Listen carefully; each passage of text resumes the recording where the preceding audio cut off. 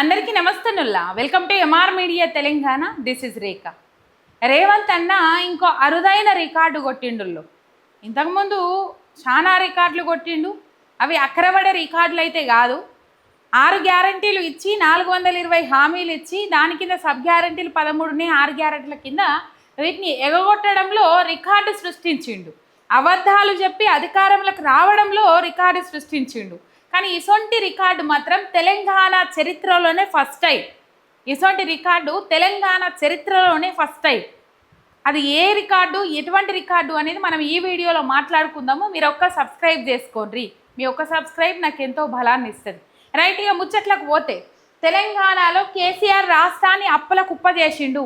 తెలంగాణ ఆర్థిక వ్యవస్థ ఆగమైతాంది. తెలంగాణ గల్లపెట్ట మొత్తం ఖాళీగా ఉన్నది. ఖజానా మొత్తం ఖాళీగా ఉన్నది. కేసీఆర్ ప్రభుత్వం వల్లే, పోయిన ప్రభుత్వం వల్లే మొత్తం అప్పులు చేసిపోయినరు. నన్ను ఏడికేళ్ళు పైసలు తెమ్మంటారు, నన్ను కోసిన రూపాయి లేదు, నన్ను వండుక తిన్న రూపాయి లేదు అని చెప్పేసి మాట్లాడుతుంటాడు రేవంత్ అన్న. కానీ తెలంగాణ దేశంలోనే నెంబర్ 1 దేంట్లో, తలసరి ఆదాయంలో అండ్ జిఎస్డిపి వృద్ధి రేట్లో. ఈ రేవంత్ అన్ననేమో ఆగమైతుంది, కోసిన రూపాయి లేదు అని చెప్పేసి దేశం ముంగట మన పరువు పోయేటట్టు మాట్లాడతాడు. కానీ వాళ్ళ గురువైన చంద్రబాబు నాయుడు ఏం మాట్లాడినో మొన్న మనం చూసినాం. హైదరాబాద్ నేనే డెవలప్ చేసినా అది తెలంగాణకు పోయింది అని చెప్పేసి మాట్లాడతాడు. తెలంగాణలోనే ఉంది కదా హైదరాబాద్. కొత్తగా ఏమన్నా వేరే దగ్గర ఉంటే వచ్చి జాయిన్ చేసిండ్రా? లేదు కదా. నేనేం మాట్లాడుతున్నా చంద్రబాబు గురించి ఇప్పుడు ఇక్కడ మాట్లాడుకోవాల్సిన అవసరం లేదు. కానీ రేవంత్ రెడ్డి గురువుకి ఏ విధంగా దోకా చేస్తుండో, ఆయన తెలంగాణ ప్రాంతం ఇజ్జత్ ఏ విధంగా తీస్తున్నాడో చెప్పడానికి మాత్రమే నేను చంద్రబాబు నాయుడు ముచ్చట తీసినా. కానీ పెద్దగా మనం వాళ్ళ గురించి మాట్లాడుకోవాల్సిన అవసరం లేదు. ఎప్పుడు మన మీద ఏడిపే కాబట్టి. రైట్, ముచ్చట్లకు పోతే అంతా నేనే డెవలప్ చేసినా అటు పోయిందని చెప్పేసి మాట్లాడిండు. ఇప్పుడు అక్కడ వాళ్ళు ఇక్కడ ఉన్నది 8.5 ఏండ్లు. మరి వాళ్ళు ఈ 8.5 ఏండ్లల్లా మన ప్రాంతాన్ని, మన హైదరాబాద్ను గింతగానం డెవలప్ చేసినా, గంతగానం డెవలప్ చేసినా అని చెప్పేసి మాట్లాడిండ్రు కదా. ఇప్పుడు మన ప్రాంతం మనది మనకై ఉమ్మడి ఆంధ్రప్రదేశ్ విడిపోయి అయినా 12 సంవత్సరాల పొద్దవుతాను. ఆ 12 సంవత్సరాల పొద్దుల అదే ఫస్ట్ 5 ఏళ్ళు వాళ్ళ అధికారంలో ఉన్నారు. తర్వాత జగన్కి ఇచ్చిండ్రు. ఇప్పుడు మళ్ళీ వాళ్ళే అధికారంలోకి వచ్చిర్రు కదా. ఎంత లేదన్న 2 ఏళ్ళ పొద్దు అవుతుంది కదా. అవే 8 ఏళ్ళు కదా. మరి అవే 8 ఏళ్ళల్లో ఆంధ్రప్రదేశ్ను తెలంగాణను డెవలప్ చేసినట్టు చేసుకొని ఉండే ఎవడద్దన్నాడు? నిజంగా తెలంగాణను నువ్వు డెవలప్ చేసింది అయితే ఆ ఆంధ్రాను కూడా డెవలప్ చేసుకొని ఉంటివి. ఈ పీరియడ్ గానే ఉన్నది కదా. మరి ఎందుకు ఆంధ్రాను డెవలప్ చేయలేకపోయినరు? అన్ని కోతల రాయిని మాటలు అని చెప్పేసి దీన్ని బట్టి అర్థమవుతుంది. ఆ ముచ్చట పక్కకు పెడితే అప్పులు చేసిండు కేసీఆర్, అప్పుల కుప్ప చేసిండు తెలంగాణ రాష్ట్రాన్ని అని చెప్పేసి అసెంబ్లీ సాక్షిగా శ్వేతపత్రాలు బయట పెడితే కాగు నివేదిక కుండ బద్దలు కొట్టింది. ఆ కాగు నివేదిక వాళ్ళకి అర్థం కాకపోతే మాజీ మంత్రి హరీష్ రావు గారు బట్టి విక్రమార్క పక్కకు, శ్రీధర్ బాబు పక్కకు కూసోని గిట్లుంటుంది, కాగు నివేదిక గిట్లు ఇస్తుంది, మా అప్పులు 4,34,000 కోట్లే అని చెప్పేసి లెక్కలతోని సహా అసెంబ్లీ వేదికగా పత్రాలతోని చూపెట్టిండ్రు.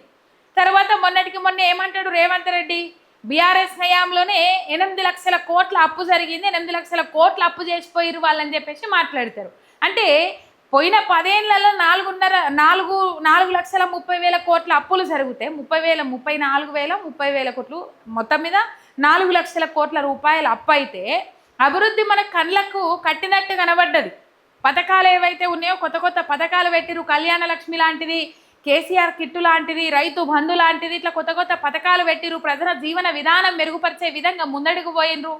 జిల్లాకు కలెక్టర్ సమీకృత భవనాలు కట్టిండ్రు, మెడికల్ కళాశాలలు కట్టిండ్రు, పోలీస్ స్టేషన్లు మంచిగా లేకపోతే పోలీస్ స్టేషన్లు పెట్టిండ్రు. ఇట్లా మంచిగా అభివృద్ధి కళ్ళకు కట్టినట్టు కనబడుతుంది. కానీ ఈ 2.5 ఏళ్లలో రేవంత్ రెడ్డి చేసిన 4 లక్షల కోట్ల రూపాయల అప్పుతోని ఏం చేసిండు? ఎక్కడ అభివృద్ధి కనబడతా ఉన్నది?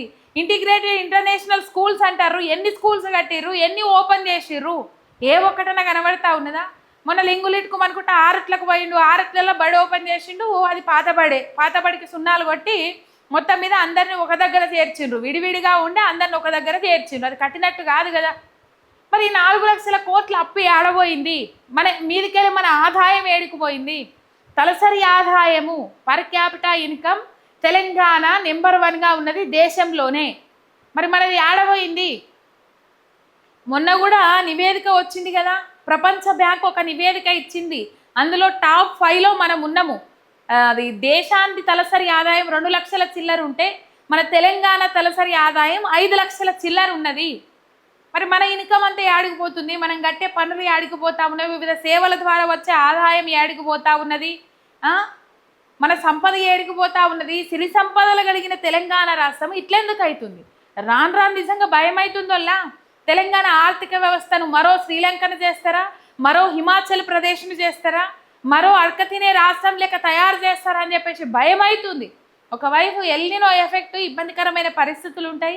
ఈయననేమో అందిన కాడికల్లా దోసుకొని వచ్చి మరి అప్పులు చేస్తాడు. అప్పులు ఏం చేస్తుండు, ఏడబెడుతుండు? ఈ ఫైనాన్షియల్ ఇయర్ ఇంకా సగంలోకి కూడా రాలే. మొన్ననే ఏప్రిల్లోనే మొదలైంది. ఏప్రిల్ 1కు ఈ ఫైనాన్షియల్ ఇయర్ మొదలైంది. ఫైనాన్షియల్ ఆర్థిక సంవత్సరం అని అంటే ఏప్రిల్ 1కు స్టార్ట్ అయ్యి మళ్ళీ నెక్స్ట్ ఇయర్ మార్చి 31తో ముగుస్తుంది. ఇంకా సగానికి కూడా రాలే. అప్పుడే 34,000 కోట్ల రూపాయల అప్పులు తీసుకున్నది రేవంత్ రెడ్డి సర్కార్ ఆర్బీఐ నుంచి. ఓన్లీ అప్పుల మీదనే రాష్ట్రాన్ని నడుపుతుంది. రాష్ట్రాన్ని ఏం నడుపుతుంది? పాడై ఏమన్నా నడుపుతుందా? ఇచ్చిన హామీలు ఏమన్నా అమలు చేస్తూ ఉన్నారా? ఇక్కడనే రొటేషన్ అయ్యేటి కొన్ని ఉన్నాయని అనుకుందాం.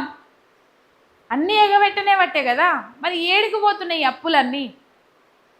మొన్న 9,000 కోట్ల రూపాయల అప్పులు వేసి ఆ రైతులకు రైతు భరోసా వేసింది అనుకుందాం. కానీ 9,000 కోట్ల కాదు చేసింది, 12,000 కోట్ల పైసలకు అప్పులు చేసిండ్రు. మరి ఇంకా 3-4 కోట్ల రూపాయలు మీదికెళ్ళి అప్పులు ఎక్కువ ఎందుకు చేసిండ్రు? ఆ ఎక్కువ చేసినా ఏడబోయినాయి లెక్కలు చూపెట్టగలుగుతారా? శ్వేతపత్రాలు విడుదల చేయగలుగుతారా? రాగానే పోయిన ప్రభుత్వం అప్పు చేసింది అని చెప్పేసి శ్వేతపత్రాలు విడుదల చేసి ఆ శ్వేతపత్రం లెక్కలు కూడా అసెంబ్లీ వేదికగా శ్వేతపత్రాల లెక్కలు కూడా తప్పని మీ నోటితో మీరే చెప్పబడితిరి, సవాళ్ళు ఇసరబడితిరి, సవాళ్లకు తోకలు ముడవబడితిరి. జూపల్లి కృష్ణారావు కావచ్చు, పొన్నం ప్రభాకర్ కావచ్చు, అజారుద్దీన్ కావచ్చు, అడ్లూరు లక్ష్మణ్ కావచ్చు, ఇట్లా చెప్పుకుంటూ పోతే జూపల్లి కృష్ణారావు కథంతా మొన్న చూడలే మనం? సవాలు ఇసిరిండ్రు, తోక ముడిసిండ్రు. వీళ్ళు చేసిన అప్పులు కూడా కేసీఆర్ ఖాతాలో నెట్టేస్తుర్రు ఈజీగా. జనాలకేం అర్థం కాదు, జనాలు ఎడ్డోళ్ళు అన్నట్టుగా వ్యవహరిస్తూ ఉన్నారు. అట్టహాసంగా సభలు సమావేశాలు పెట్టుకుంటా ఉత్త పుణ్యానికి పైసలన్నీ ఆగం చేసుకుంటా మిగిలిన అందిన కాడికి ఢిల్లీకి మోసుకుంటా కుర్చీని కాపాడుకునే ప్రయత్నంలోనే ఉన్నాడు రేవంత్ రెడ్డి అని మాట్లాడుతుర్రు తెలిసినోళ్ళు. రైట్. ఈ ఫైనాన్షియల్ ఇయర్ ఏప్రిల్, మే, జూన్, జూలై అంటే 3.5 నెలలు కూడా కాలేదు. ఈ 3.5 నెలల్లో 34,000 కోట్ల పైసలకు అప్పులు చేసింది రేవంత్ రెడ్డి సర్కార్. అండ్ ఈ 2 వారాల టైంలో 12,500 కోట్ల రూపాయల అప్పు తీసుకున్నది ఆర్బీఐ నుంచి. ఇది తెలంగాణ చరిత్రలోనే ఫస్ట్ టైం. 2 వారాలలో 12,500 కోట్ల అప్పులు తీసుకోవడము ఆర్బీఐ నుంచి తెలంగాణ చరిత్రలోనే ఫస్ట్ టైం. చూడుండ్రి రికార్డు ఎట్లా కొట్టిండు మన రేవంత్ అన్న. అబ్బా ఏమన్నా రికార్డులు కొడుతుండా? రికార్డుల మీద రికార్డులు కొడుతుండు. అందాల పోటీలు ఎట్టి 200 కోట్లు మింగి అట్లా రికార్డు కొట్టిండు. మెస్సీతోని ఫుట్బాల్ ఆడి మనమంది ఫుట్బాల్ ఆడిపించుకోవడం కోసం అని చెప్పేసి మెస్సీని తోలుకొచ్చి అట్లా రికార్డు కొట్టిండు. సింగరేణి పైసలు దానికోసం 10 కోట్ల రూపాయలు ఖర్చు పెట్టి ఇంకా అట్లా పెద్ద రికార్డు కొట్టిండు. గ్లోబల్ సమ్మిట్ అని చెప్పేసి 100 కోట్లు అట్లా నాశనం చేసిండు. అట్లా అక్కడ ఓన్లీ టెంటులు డేరాలు వేయడానికి 100 కోట్లు మింగిర్రు. అట్లా మళ్ళీ ఆ టెంటులు డేరాలు ఊసేసిర్రు. అదే 100 కోట్ల రూపాయలు పెడితే అక్కడ ఏమన్నారు? ఫ్యూచర్ సిటీ అన్నాడు కదా, కొన్ని భవనాలన్నా తయారవుతుండే కదా. 100 కోట్లు అంటే మాటలా? ఒక 2 కోట్లకు ఒక భవనం అయినా 50 భవనాలు అవుతుండే ఆడ అవసరం ఉన్న భవనాలు. ఇట్లా రికార్డుల మీద రికార్డులు కొట్టుకుంటా తెలంగాణ బతుకు చిత్రం మార్చి పడెత్తుండు రేవంత్ రెడ్డి. ఒక బికారీ రాష్ట్రంగా తయారు చేయాలనే ఆలోచనలో ఈ రేవంత్ రెడ్డి ఉన్నాడో ఏందో తెలియదు.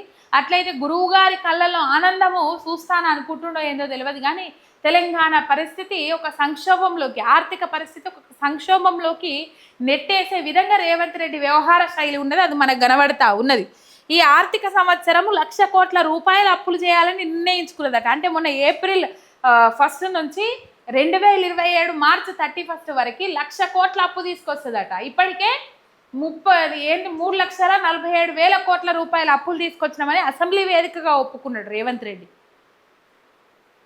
అంటే వచ్చే సంవత్సరం 2.5 ఏళ్ల పొద్దుల్లోనే అంత అప్పు, 3.5 ఏళ్లలో 4,37,000 కోట్లు. ఇప్పటికే 4 లక్షలు చేరొచ్చు. దగ్గర 5-5.5 లక్షల కోట్ల అప్పుకు చేరుకుంటుంది తెలంగాణ రాష్ట్రం. ఓన్లీ 2.5-3 సంవత్సరాలలో చేసిన అప్పు. రైట్. ఇక ఏప్రిల్ నాడు ఏప్రిల్లో 31,400 కోట్ల రూపాయల అప్పు తీసుకొచ్చిండ్రు. అంటే పోయిన సంవత్సరం 54,009 కోట్ల ప్రతిపాదన ఉంటే 85,840 కోట్ల రూపాయలు అప్పులు తీసుకొచ్చిండ్రు 54,000 ఉన్నదానికి. ఇక ఈ తాపనేమో డైరెక్టు 1,00,000 కోట్ల అప్పులు తీసుకోవాలని చెప్పేసి నిర్ణయించుకున్నారట. అయిపోయింది, 1,00,000 కోట్ల అప్పులు తీసుకొస్తారట. మరి ఈ భారం అంతా ఎవరి మీద పడుతుంది? అయ్యో రేవంత్ అన్న, పోయిన ప్రభుత్వం వాళ్ళు అప్పులు చేసిరని మొత్తుకుంటావు కదా, మరి ఇవి అప్పులు లెక్క కనబడతలేవా? ఉట్టిగా పుట్నాలు వంచినట్టు వచ్చి పెడుతురా నీకు? దేవునిగుల కొబ్బరికాయ కొట్టి పలారం మంచి పెట్టినట్టు ఉట్టిగానే మంచి పెడుతురా? ఇవి అప్పులు కాదా? ఇవి ఎవరి మేడకు ఏమంటారు, ఎవరి మేడకు రుద్దుతావు? పలారముల్లో అని పంచిపెడుతున్నారు అప్పులలో అని చెప్పేసి ఆర్బీఐ బ్యాంక్ వాళ్ళు. ఇగో ఈ విధంగా అప్పులు చేసుకుంటూ పోయి మొత్తం మీద రికార్డు బ్రేక్ చేసిండు తెలంగాణ చరిత్రలోనే ఫస్ట్ టైం. మరి ఏడ్చిన ఆయన అప్పుల కుప్ప చేసిండ్రు అని చెప్పేసి ఏడ్చిన ఆయన, మరి ఈయన అప్పులు ఎందుకు చేయబట్టే? ఆ అప్పులని ఆడిపోబట్టే. ఆ అప్పులల్లా పోయిన ప్రభుత్వం చేసిన అప్పులల్లా ఏడనని ఇంత అభివృద్ధి కనబడుతుంది. నువ్వేం చేస్తున్నావు? 90% పనులు పూర్తయి మిగిలిన వాటిని కూడా నువ్వు ముందడికి తీసుకొని పోతలేవు రేవంత్ అన్న. ఇగో ఇది నీ చక్కదనాల పాలన అని చెప్పేసి మాయ బంగారం అని ఇగో ఇట్లా అంటారు. ఒక్క సబ్స్క్రైబ్ చేసుకొని సపోర్ట్ చేయండి. అప్పుల కుప్ప అని చెప్పేసి అధికారంలోకి వచ్చిన రేవంత్ రెడ్డి ఇలా అప్పుల కుప్పగా తెలంగాణ ప్రాంతాన్ని మారుస్తూ ఉన్నాడు, అప్పుల ఊబిలో నెట్టిపడేస్తూ ఉన్నాడు. ఇది ఎంతవరకు మంచిది అనేది కింద కామెంట్లలో పెట్టుండు.